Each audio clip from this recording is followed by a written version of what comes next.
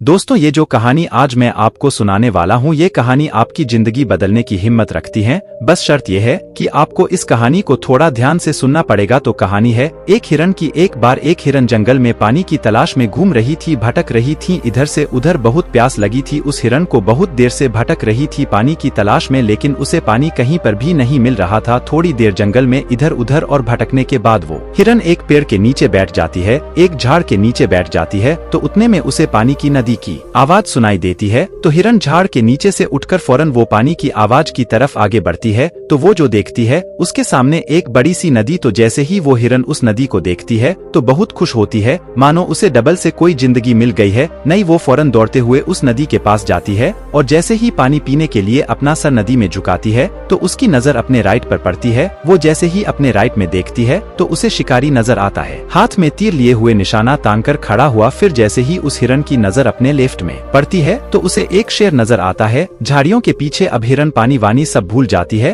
कुछ भी नहीं रहता उसके दिमाग में, प्यास वगैरह। फिर वो हिरन पलटकर अपने पीछे देखती है तो उसे भयंकर आग लगी हुई दिखती है जो कि धीरे धीरे उसकी तरफ बढ़ रही थी। अब हिरन जाए भी तो जाए कहाँ, राइट में देख रही थी तो शिकारी नजर आ रहा था जो कि निशाना तानकर खड़ा हुआ था, और अपने लेफ्ट में देख रही थी तो शेर नजर आ रहा था। सामने तो गहरी और लंबी चौड़ी नदी थी और पीछे तो आग लगी हुई थी। चारों रास्ते बंद हो चुके थे, चारों तरफ से मुसीबत आ चुकी थी। अब हिरन सोच में पड़ जाती है और वो ये सोचती है कि चारों तरफ से मेरी मुसीबत आ चुकी है तो मैं अपना काम करके क्यों न मरूं, मुझे वैसे भी तो मरना ही है, तो मैं पानी पीकर क्यों न मरूं। तो वो हिरन अपना पानी पीने में लग जाती है, लेकिन थोड़ी ही देर के बाद जैसे ही वो हिरन पानी पी रही थी तो उतनी ही देर में ऊपर से काले बादल छा जाते हैं और उन बादलों से बारिश होने लगती है। तो जो आग थी पीछे की लगी हुई वो पानी से बूझ जाती है और पानी के कारण शिकारी का निशाना चूक कर शेर को लग जाता है और शेर की नजर पड़ती है सीधा शिकारी पर। तो शेर शिकारी के पीछे लग जाता है। तो जैसे ही हिरन को पता चलता है, जैसे ही हिरन पानी पीने के बाद अपना सर ऊपर उठाती है तो वो अपने राइट में देखती है, उसे शिकारी कहीं पर भी नजर नहीं आता है। वो अपने लेफ्ट में देखती है, उसे शेर भी नजर नहीं आता है। वो अपने पीछे मुड़कर देखती है तो जो आग थी वो बुझी हुई दिखती है। मोरल ऑफ द स्टोरी मेरे दोस्तों, इस कहानी से हमें ये सीख मिलती है कि इंसान की जिंदगी में भी प्रॉब्लम आती नहीं है, और जब आती है तो चारों तरफ से आती है, जिस कारण हर इंसान डर जाता है, घबरा जाता है अपनी इन प्रॉब्लम से। तो आपको क्या करना है, ऐसी सिचुएशन आपको नहीं डरना है और नहीं घबराना है, बस शांति से 2 मिनट के लिए सोचना है। हिरन के पास भी बहुत सारे ऑप्शन थे। हिरन भी ये सारी सिचुएशन को देखने के बाद या तो पानी में छलांग लगा सकती थी या फिर इधर उधर भाग सकती थी, लेकिन उसने शांति से सोचा और वो अपने काम पर लगी रही। वो पानी पीने आई थी और वो पानी पीने लगी। इंसान भी अपनी कामयाबी से थोड़ी ही दूरी पर रहता है,